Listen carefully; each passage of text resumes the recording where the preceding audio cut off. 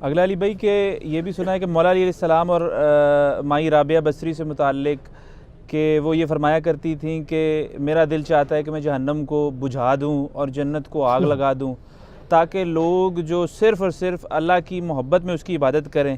کیا یہ ان سے منسوب قول درست ہے؟ مولا علی کی طرف آدھا قول منسوب ہے، جھوٹا قول ہے، انہوں نے کہیں نہیں فرمایا. مولا علی کیا قرآن کی تعلیمات کے خلاف چل سکتے تھے کہ وہ یہ کہیں کہ میں اللہ کی عبادت نہ تو اس کے خوف کی وجہ سے کرتا ہوں، جہنم کے خوف کی وجہ سے، اور نہ جنت کی لالچ میں، بلکہ اللہ کی وجہ سے کرتا ہوں؟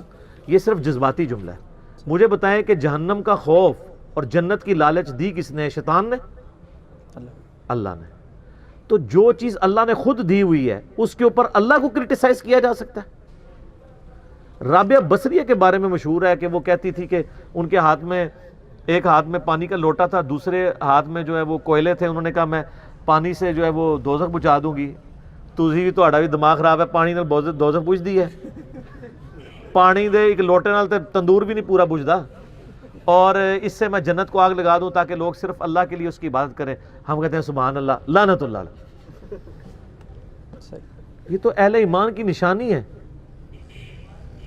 اہل ایمان کے بارے میں سورہ الفرقان میں ہے، وہ تو دعا کرتے ہیں ربنا اصرف عنا عذاب جہنم ان عذابها کان غراما.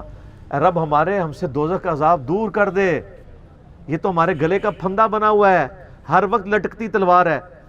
اور آپ کو نبی علیہ السلام مغرب اور فجر کے بعد تعلیم کر رہے ہیں اللہم اجرنی من النار.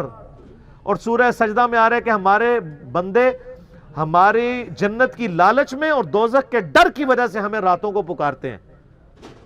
یہ تو عقیدہ کفریہ عقیدہ ہے جس نے رکھا ہوا ہے. مولا علی کی طرف جھوٹ منسوب ہے. رابعہ بصریہ نے کہا تو وہ خود بھگتیں گی اگر انہوں نے کہا ہے. یہ بالکل جھوٹ ہے. ہم اس عقیدے کو نہیں مانتے. ہم تو ربیہ کے عقیدے کو مانتے ہیں، رابعہ کے عقیدے کو نہیں.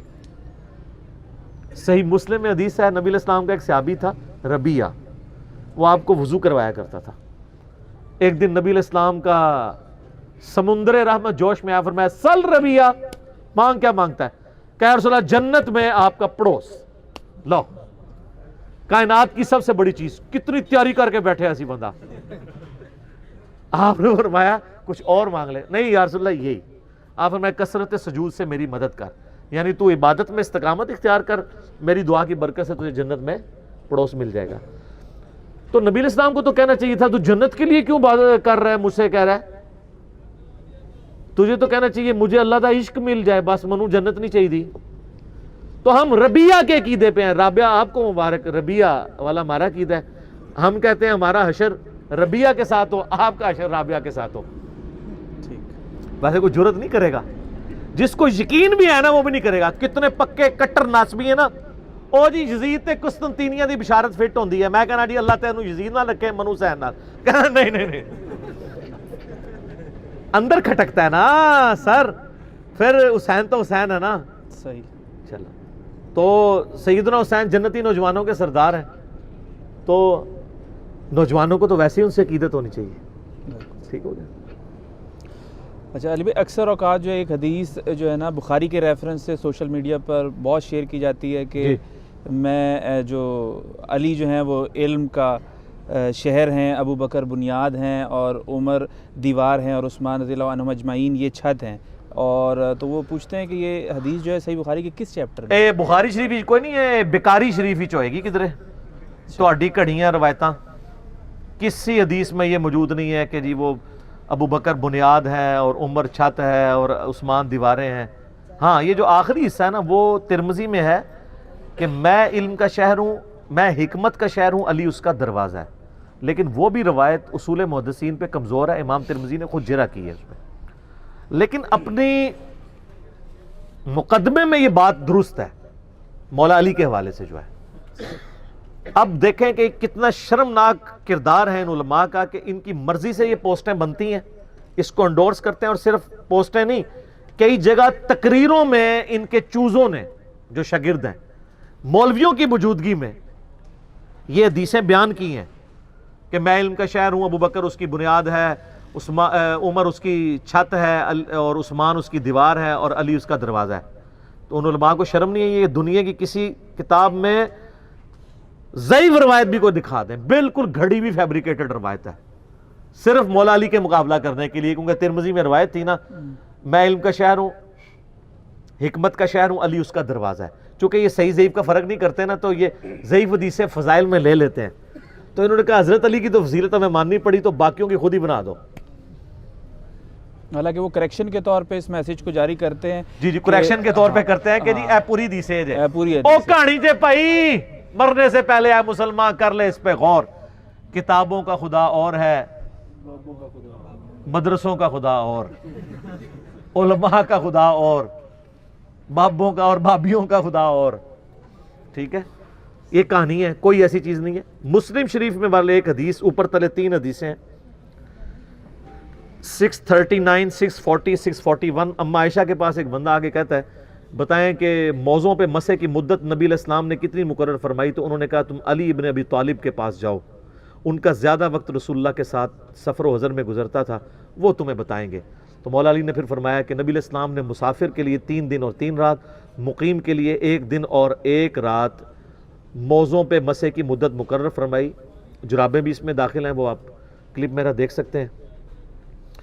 تو اس حدیث میں یہ ضرور اشارہ ملتا ہے کہ سیدہ عائشہ جو سینکڑوں صحابہ کی استاد تھیں، ان کو بھی جس مسئلے میں کنفیوژن ہوتی تھی مولا علی سے پوچھتی تھی. تو مولا علی کو اگر کوئی علم کا شہر بھی کہہ لے تو ہمیں کوئی اعتراض نہیں ہے، اس میں تو کوئی شک نہیں ہے. صحیح بخاری میں حدیث موجود ہے، مولا علی جب کوفے شفٹ ہوئے، دارالخلافہ انہوں نے شفٹ کیا، تو وہ ظہر سے لے کر مغرب تک لوگوں کو دین سکھایا کرتے تھے، صرف نماز کا وقفہ کرتے تھے، اور لوگوں کو ایون وضو کا طریقہ بھی سٹیج پہ چڑھ کے اوپر چبوترے پہ سکھاتے تھے. اور پھر انہوں نے ایک دفعہ اعلانیہ کھڑے ہو کے پانی پیا اور فرمایا کہ میں نے دیکھا ہے کہ کوفے کے لوگ کھڑے ہو کے پانی پینے کو معیوب سمجھتے ہیں، جبکہ نبی علیہ السلام کو میں نے دیکھا ہے کہ آپ علیہ السلام وضو کا بچا ہوا پانی کھڑے ہو کے پیتے تھے. اس میں پھر پاک مولویوں نے چھوڑی کہ جی وضو کا بچا ہوا پی سکتے ہیں، دوسرا نہیں، کہ وہ دوسرا ڈیفرنٹ ہو جاتا ہے. مولا علی نے کیٹاگوریکل مینشن کیا ہے کہ تم کھڑے ہو کے پانی پینے کو معیوب سمجھتے ہو. اور الگ سے ترمذی میں حدیث موجود ہے، ابن عمر کہتے ہیں کہ نبی علیہ السلام کے مبارک زمانے میں ہم کھڑے ہو کے کھانا بھی کھا لیتے تھے، پانی بھی پی لیتے تھے، نبی علیہ السلام منع نہیں کرتے تھے. جواز کی حد تک درست ہے، عمومی عمل بیٹھ کے ہے لیکن کھڑے ہو کے بھی درست ہے. تو یہ کیا کیا کہانیاں ان کی چلتی ہیں، تو اس اعتبار سے ٹھیک ہے. اب میں جان کی مان پاؤں تو عرض کروں، یہ حدیث ہے کہ ابو بکر سے محبت نہیں رکھے گا مگر مومن، ابو بکر سے بغض نہیں رکھے گا مگر منافق. ہے کوئی حدیث؟ نہیں. ہاں، لیکن یہ حدیث اگر آپ کسی سنی کی مسجد میں لکھ کے لگا دیں، نیچے بخاری شریف لکھ دیں، مسلم شریف لکھ دیں، کبھی کسی نے نہیں پوچھنا یہ کدھر لکھی ہوئی ہے. لیکن اگر آپ اوریجنل حدیث مسلم کی 240 لکھ کے کسی بریلوی دیوبندی اہل حدیث کی مسجد میں لگا دیں، بریلویوں کی تو میں بات نہیں کرتا، ان میں ناسبیت کم ہے، دیوبند اور اہل حدیث کی مسجد میں لکھ کے لگائیں. ہم نے پریکٹیکلی ہمارے بھائیوں نے تجربہ کیا ہے، شام تک اللہ کے فضل سے دنگا فساد شروع ہو جاتا ہے. وہ ایک دو کاٹلی حدیث مسلم شریف میں لکھی ہے. اور اگر آپ کو یقین نہیں ہے، آپ اپنے کسی کٹر قسم کے بھائی کو جو سنی ہونے کا کلیم کرتا ہو ایک میسج ٹیکسٹ کریں محرم کے دنوں میں، علی سے محبت نہیں رکھے گا مگر مومن، علی سے بغض نہیں رکھے گا مگر منافق، اور نیچے لکھیں صحیح مسلم 240. تو آگے سے جو میسج آئے گا وہ آپ کو بتا دے گا کہ مولا علی کی شان ہضم کرنا ان کے لیے مشکل ہے. دیکھیں نا بے سر غدیر خون پہ ہم کھڑے ہوئے ہیں نا، غدیر خون پہ نبی علیہ السلام نے اینڈ پہ وہ بھی فرمایا تھا من کنت مولاہ فہذا علی مولاہ. سر کسی نے سوچا تھا کہ اہل حدیث کے ممبروں سے اہل بیت کی شان بیان ہو رہی ہے؟ آج تک تو اہل حدیث کے ممبروں سے یہ بیان ہوتا تھا فضائل صحابہ کانفرنس، اب لکھا ہوتا ہے فضائل صحابہ و اہل بیت. اہل بیت برکت کے لکھا ہوتا ہے، بیان وہی ہو رہے ہوتے ہیں، فضائل صحابہ بھی نہیں بیان ہوتے، فضائل معاویہ ہی بیان ہو رہے ہوتے ہیں. وہ آپ کے شر سے بچنے کے لیے، میرے شر سے بچنے کے لیے، میرے شر سے یہ لوگ نہیں بچ سکتے. میرے شر سے بچنے کے لیے ان کو منکرین حدیث ہونا شرط ہے. میں نے بتایا نا، غامدی صاحب نے کہا ہے کہ مجھے تو سارے کہتے ہیں کہ منکر حدیث ہوں، کیا اہل حدیث دیوبند اور بریلوی صحیح بخاری کی 2812 نمبر حدیث کہ عمار کو ایک باغی جماعت قتل کرے گی، وہ ان کو اللہ اور جنت کی طرف بلائے گا اور وہ معاویہ کی پارٹی دوزخ کی طرف بلانے والی ہوگی، یہ حدیث ماننے کے لیے کوئی تیار ہے؟ مانتے ہیں. وہ کہتے ہیں ہم انکاری نہیں ہیں، ہم کہتے ہیں آپ اقراری نہیں ہیں. ہم کب کہتے ہیں ہم انکاری ہیں؟ انکاری ہو تو آپ کی جرت نہیں ہے، لیکن آپ کونے بڑے نے، اقراری بھی کوئی نہیں نے. چھوڑ دیو، کربلا ہر جگہ آ جاندی ہے، اگے ٹرو.